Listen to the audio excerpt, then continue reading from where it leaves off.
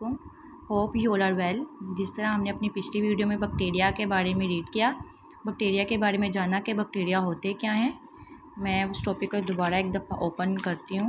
Bacteria की हमने definition पढ़ी। ऐसे बैक्टीरिया कहते हैं जो स्मॉलेस्ट ऑर्गेनिज्म होते हैं जिनका स्मॉलर सेलुलर स्ट्रक्चर होता है, और बैक्टीरिया की हम स्टडी को कहते हैं बैक्टीरियोलॉजी। ठीक है, हमने इसके साइज़ और इसकी शेप्स के बारे में जाना, फिर आगे इनकी जो साइज़ और शेप्स थी, टाइप्स थी, कुकाई, फिर उनकी मज़ीद उनके आगे से हमने अरेंजमेंट्स को पढ़ा।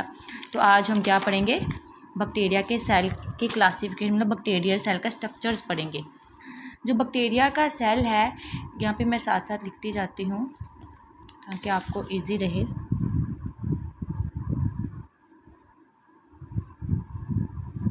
हम बैक्टीरियल सेल की आज बात करेंगे, ठीक है, मतलब बैक्टीरिया के स्ट्रक्चर्स के बारे में आज रीड करेंगे, इसका स्ट्रक्चर कैसा होता है। जो बैक्टीरिया है, इसका जो स्ट्रक्चर है बहुत ज़्यादा ऑर्गेनिज्म से मिलकर बना हुआ होता है। कुछ इंटरनल होते हैं और कुछ एक्सटर्नल होते हैं, ठीक है। तो मैं लिखती जाती हूँ।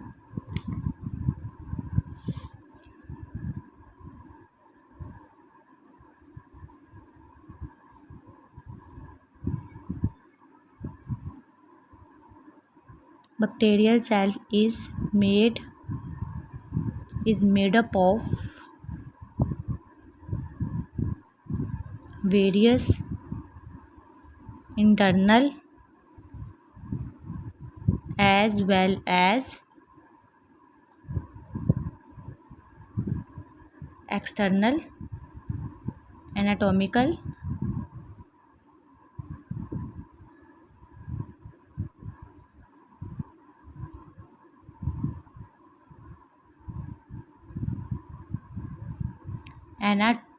स्ट्रक्चर, ठीक है।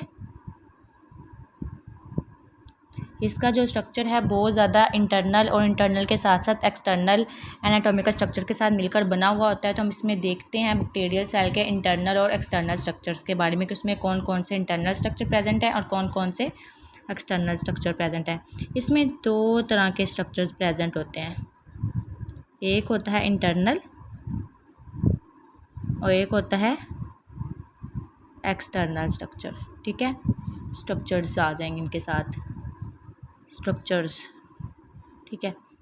अब इनमें कौन कौन से इंटरनल स्ट्रक्चर्स में कौन कौन से स्ट्रक्चर्स होंगे और एक्सटर्नल में कौन कौन से, ये मैं आपको बता देती हूँ। इंटरनल में होते हैं सेल वॉल, सेल मेम्ब्रेन आ जाएगी, इसमें साइटोप्लाज्म आ जाएगा क्योंकि ये सेल के अंदर प्रेजेंट होता है। न्यूक्लियर रीजन आ जाएगा, न्यूक्लियर रीजन, राइबोसोम्स आ जाएंगे, वैक्यूल्स आ जाएंगे, और इस तरह के बहुत ज़्यादा ऑर्गेनिजम्स होते हैं जो हमने पढ़ने हैं, ठीक है। और एक्सटर्नल में थोड़े से बता देती हूँ। इसमें एक्सटर्नल में कैप्सूल होता है, बैक्टीरियल सेल की सबसे बाहर वाली सबसे आउटर लेयर को हम कैप्सूल कहते हैं। कैप्सूल हर बैक्टीरियल सेल के बाहर नहीं प्रेजेंट होती, ये कुछ सेल्स होते हैं बैक्टीरिया के जिसके सेल्स के बाहर ये पाई जाती है, तो ये एक्सटर्नल पार्ट होता है बैक्टीरियल सेल का।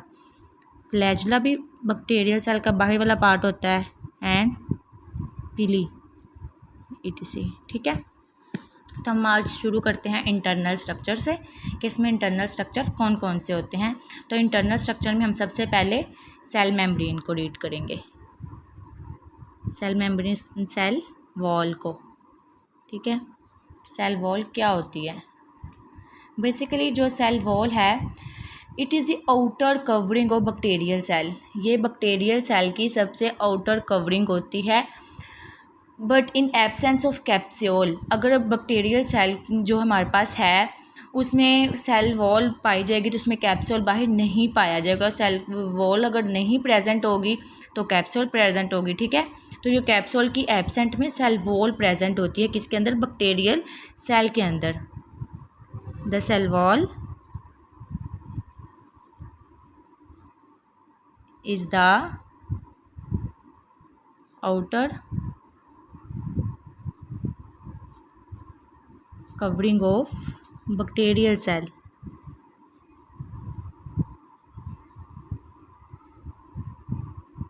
in the absence of किसकी एब्सेंस में सेल वॉल पाई जाती है?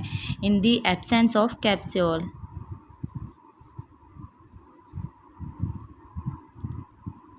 ठीक है, अगर तो बैक्टीरियल सेल के बाहर कैप्सूल प्रेजेंट होगा तो सेल वॉल नहीं होगी, अगर सेल वॉल प्रेजेंट होगी तो कैप्सूल एब्सेंट होगा। ठीक है, अब इसका दूसरा क्या फंक्शन है सेल वॉल का?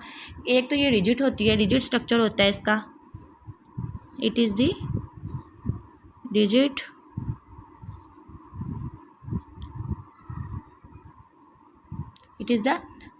Rigid structure. ठीक है, दूसरा क्या है कि जो स्ट्रक्चर है ये हमें क्या प्रोवाइड करता है? जो सेल वॉल है बैक्टीरियल सेल की, ये बैक्टीरियल सेल को क्या प्रोवाइड करती है ये हमने देखना है, ये क्या देती है सेल वॉल को। तो it gives shape to the cell, तो ये बैक्टीरियल सेल को एक प्रॉपर शेप देती है। स्ट्रक्चर, ये जो रिजिड स्ट्रक्चर है ये क्या प्रोवाइड करता है बैक्टीरियल सेल को? That gives shape to the cell. ठीक है, दो हो गए इसके करैक्टर्स। एक कौन सा है कि ये आउटर लेयर होती है बैक्टीरियल सेल की, किसकी एब्सेंस में? कैप्सूल की एब्सेंस में। और दूसरा हो गया एक तो ये रिजिड स्ट्रक्चर होता है जो कि बैक्टीरियल सेल को प्रॉपर शेप देता है। अब तीसरा हमारे पास क्या इसका काम है, क्या करैक्टर है कि ये जो जितनी भी सेल बैक्टीरियल सेल के अंदर जितनी भी ऑर्गेनिजम्स होते हैं, जितनी भी चीज़ें अंदर प्रेजेंट होगी, इन सबको इनक्लोज रखता है, उन सबको कवर करता है अपने अंदर। Cell wall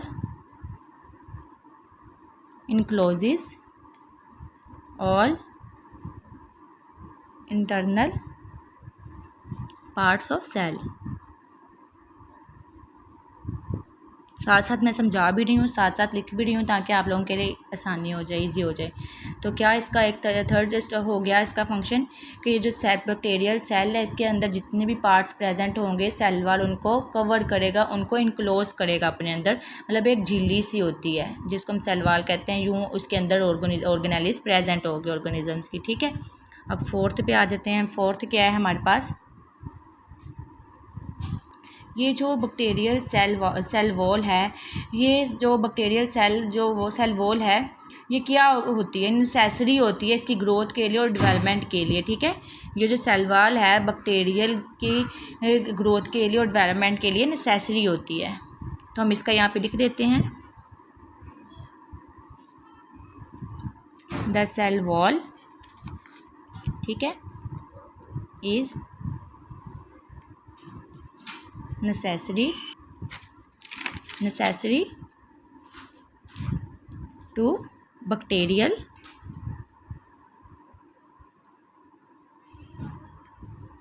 growth and development।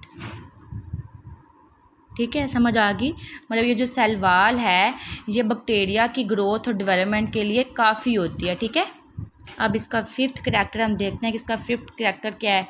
On the basis of typical structure, bacteria का जो टाइपिकल स्ट्रक्चर होता है उसकी वजह से उसको दो पार्ट्स में क्लासीफाई करते हैं हम। कौन कौन से मैं यहाँ पर लिख देती हूँ। On the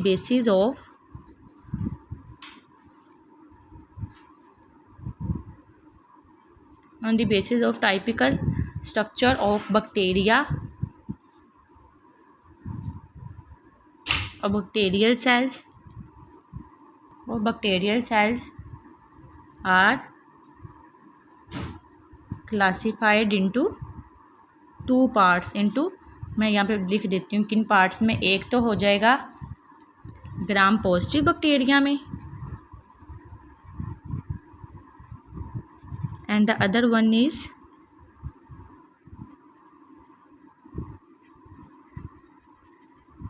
gram negative bacterial cell.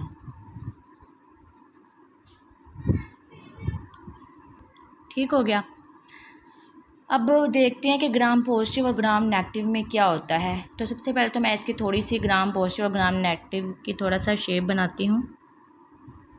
इसकी ये जो होती है ये लेयर ये थोड़ी मोटी होती है ऐसे। ठीक है, पहले मैं बना लूँ फिर आपको मैं समझाती हूँ।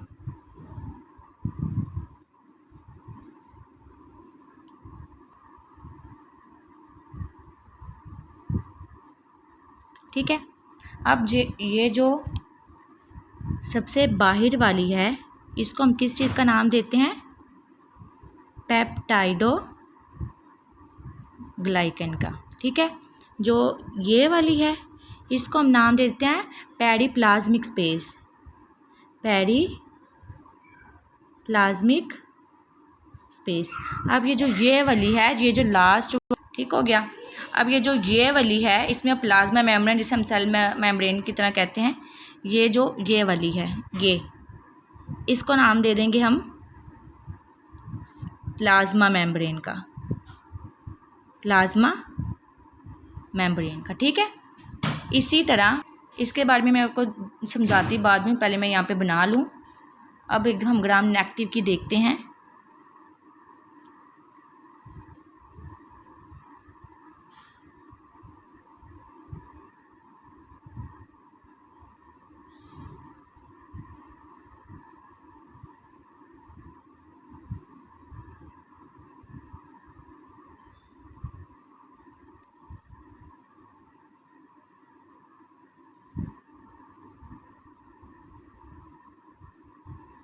ठीक है, ये इक्वल बनने हैं, बट मैं जस्ट आपको समझाने के लिए बना रही हूँ।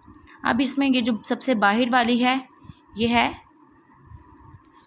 जिस तरह इधर मैंने बताया क्या थी, पेप्टाइडोग्लाइकेन। तो ये जो सबसे बाहर वाली है, इसे हम किस चीज़ का नाम दे देंगे? इसको हम आउटर मेम्ब्रेन का नाम दे देंगे, आउटर मेम्ब्रेन। ठीक है। ये किससे बनती है? इसमें क्या होता है? लिपोपॉलीसेकेराइड्स प्रोटीन इसमें प्रेजेंट होती है। ठीक है।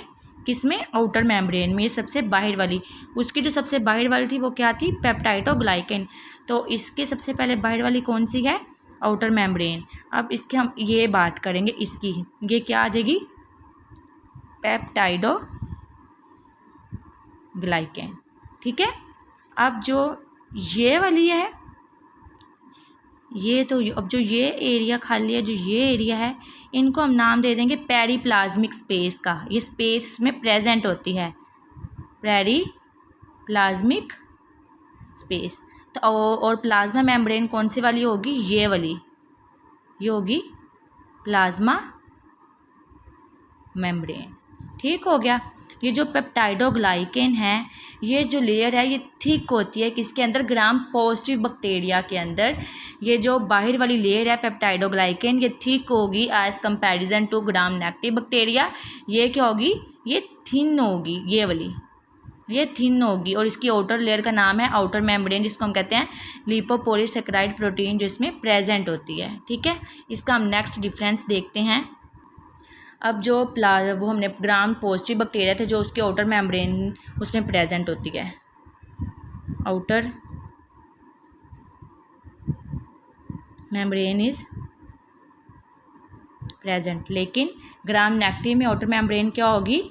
एब्सेंट होगी।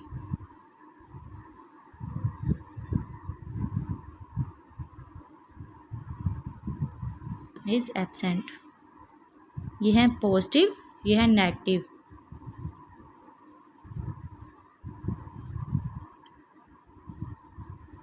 ग्राम पॉजिटिव एक तो ये हो गया कि इसके उसमें आउटर मेम्ब्रेन प्रेजेंट होगा और इसमें आउटर मेम्ब्रेन नेगेटिव में एब्सेंट होगी। और दूसरा इसमें क्या होता है? इसमें होता है कि जो पॉलीपेप्टाइड, ये वाली जो मैंने आपको बताई लेयर, ये सबसे बाहर वाली पेप्टाइडोग्लाइकेन, ठीक है, जो इसकी पेप्टाइडोग्लाइकेन लेयर है वो क्या होगी? मोटी होगी और मल्टी लेयर्ड होगी। ठीक है। जो पेप्टाइडोग्लाइकेन लेयर थी, एक तो वो मोटी होगी, ठीक है, थिक होगी। दूसरा क्या होगी? मल्टी लेयर होगी, मल्टी लेयर्ड होगी। ये जो बाहर वाली है, देखो इसमें मोटी काफ़ी है और ये मल्टी लेयर होती है। ठीक है। As comparison to gram negative bacteria. ठीक हो गया। तो इसकी क्या होगी? इसमें जो पेप्टाइडोग्लाइकेन लेयर होगी वो क्या होगी? थिन होगी। नेम वही आएगा, पेप्टाइडोग्लाइकेन। जो लेयर होगी एक तो वो पतली होगी और वो सिंगल लेयर होगी, सिंगल होगी, सिर्फ सिंगल लेयर्ड होगी। ठीक है। जबकि ग्राम पॉजिटिव में मल्टी लेयर होगी और थिक होगी, और इसमें थिन होगी और सिंगल लेयर होगी। नेक्स्ट इसमें क्या डिफरेंस है बताना है। अगर आपको इसका प्रॉपर एक मतलब चार्ट के फॉर्म में भी प्रॉपर हर चीज़ के साथ डायग्राम के साथ समझना है तो आप मुझे ज़रूर कमेंट में बताइएगा, मैं आपको प्रॉपर इन दोनों में डिफरेंस बता दूंगी। अभी तो हम जस्ट टॉपिक को कवर कर रहे हैं तो सिंपल सा बताते जा रहे हैं। अब दूसरा आता है कि ये किस तरह पीयर होते हैं। जो ग्राम पॉजिटिव बैक्टीरिया होते हैं ये पीयर करते हैं पर्पल कलर में। जब हम उसको माइक्रोस्कोप में देखेंगे ग्राम पॉजिटिव बैक्टीरिया को तो किस कलर में हमें नज़र आएंगे, पर्पल कलर में, ठीक है। अपीयर इन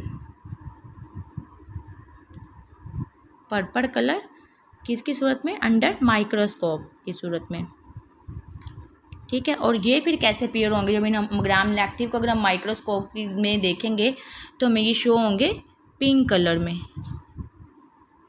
ठीक है। Appear in pink colour under microscope. अब इसका लास्ट क्या हम देखते हैं, इसकी जो सेल वॉल होती है वो स्मूथ होती है। ग्राम पॉजिटिव बैक्टीरिया की जो सेल वॉल है वो स्मूथ होगी और ग्राम नेगेटिव बैक्टीरिया जो है इनकी जो सेल वॉल है वो वेवी होगी, ठीक है। तो यह हमारा यहाँ तक हो गया। बैक्टीरिया को जो 2 पार्ट्स में डिवाइड किया गया था, ग्राम पॉजिटिव और ग्राम नेगेटिव, उनमें हमने थोड़ा बहुत डिफरेंस देख लिया। अगर आपको मज़ीद प्रॉपर तरह से इसका डिफरेंस समझना है तो प्लीज़ कमेंट्स में बताएं। और आपका जो भी आपको इसमें इशू हो रहा है बैक्टीरियल के टॉपिक में या बॉटनी के किसी भी बॉटनी से रिलेटेड टॉपिक में तो आप मुझे कमेंट्स में बताएं, मैं आपको वो टॉपिक समझा दूँगी। अब नेक्स्ट हमारे पास बैक्टीरिया का स्ट्रक्चर आता है। सेकंड पे हमने सेल वॉल पढ़ ली, अब सेल मेम्ब्रेन की बारी है, ठीक है। कि सेल मेम्ब्रेन क्या होती है। ये जो सेल मेम्ब्रेन ये तो एक पतली होती है और जो सेल वॉल हमने पीछे पढ़ ली है सेल वॉल के नीचे पाई जाती है। सेल वॉल के जो नीचे पाई जाती है और जो पतली होती है उसको हम किस चीज़ का नाम देते हैं, सेल मेम्ब्रेन का। और दूसरा जो ये सेल मेम्ब्रेन है ये अपने अंदर साइटोप्लाज्म को कवर कर लेती है, ठीक है। यहाँ भी मैं साथ साथ लिखती जाती हूँ। सेल मेम्ब्रेन इज थिन, एक तो ये पतली होगी, थिन होगी, बायोंड किसके नीचे होगी, beyond the cell wall, cell wall के नीचे प्रेजेंट होगी। और ये क्या करती है मेम्ब्रेन, साइटोप्लाज्म को कवर करती है जो कि सेल बैक्टीरियल सेल के अंदर पाया जाता है, उसको कवर करती है ये, कवरिंग साइटोप्लाज्म,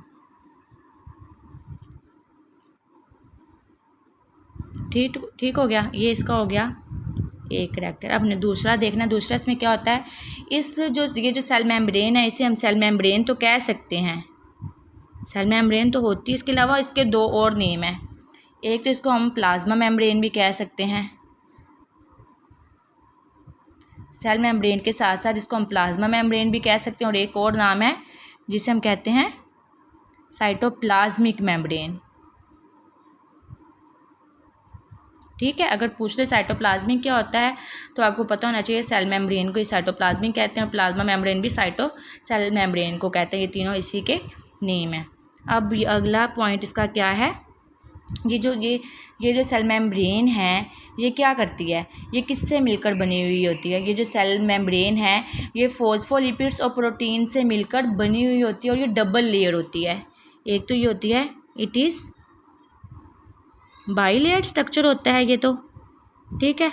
एक तो ये बाइलेयर्ड स्ट्रक्चर होगा और किससे मिलकर बना हुआ होगा, एक तो फॉस्फोलिपिड से मिलके बना होगा और दूसरा प्रोटीन से मिलके बना होगा। ये इन दोनों से मिलकर बना हुआ होता है क्या, सेल मेम्ब्रेन। ये डबल लेयर होती है और ये फॉस्फोलिपिड्स और प्रोटीन से मिलकर बनी हुई होती है। अब नेक्स्ट हम पढ़ते हैं, आई थिंक यहीं पे ख़त्म कर देते हैं। इसके बाकी जो स्ट्रक्चर हम कल पढ़ लेंगे, वीडियो काफ़ी लंबी हो रही है, इसका पार्ट 2 बना लेंगे। कोशिश करूँगी कल मैं पार्ट 2 में ये इसके पूरे स्ट्रक्चर को ही कवर कर दूँ। तो हमने पढ़ लिया बैक्टीरिया क्या होता है पिछले टॉपिक में। आज हमने पढ़ा बैक्टीरियल सेल को उनके अंदर क्या पाया जाता है, एक तो उसका इंटरनल स्ट्रक्चर होता है, एक उसका एक्सटर्नल स्ट्रक्चर होता है। जो इंटरनल स्ट्रक्चर है उसमें ये सारे पॉइंट्स पाए जाते हैं, cell membrane, cytoplasm, nuclear region, ribosomes, vacuoles, ये सब एक्स्ट्रा वगैरह इसमें और भी पाए जाते हैं लेकिन हम वो पढ़ेंगे इन डिटेल में। और ये इसके बाहर पाए जाते हैं, कैप्सूल, फ्लैजुला और पीली। हमने इसमें सेल वॉल को पढ़ लिया कि सेल वॉल क्या होती है। तो कल मैं कोशिश करूँगी कि आपको बैक्टीरियल सेल की प्रॉपर शेप भी बना के समझाऊँ, फिर आपको ज़्यादा इजीली समझ आ जाएगा। फिर हमने पढ़ा कि इसमें बैक्टीरिया को 2 पॉइंट्स में डिवाइड किया जाता है, एक होता है ग्राम पॉजिटिव, एक होता है ग्राम नेगेटिव। फिर हमने सेल मेम्ब्रेन पढ़ी, इसके 2 स्ट्रक्चर्स पढ़ लिए। कल हम इसके 3rd स्ट्रक्चर से स्टार्ट करेंगे, ठीक है। जिन बच्चों को कोई भी अगर डाउट हो, कोई भी इशू हो बॉटनी के इस टॉपिक के बारे में या बॉटनी के मज़ीद किसी टॉपिक के बारे में, आप मुझे कमेंट में ज़रूर बता दीजिएगा। ओके, अल्लाह हाफिज़, थैंक यू।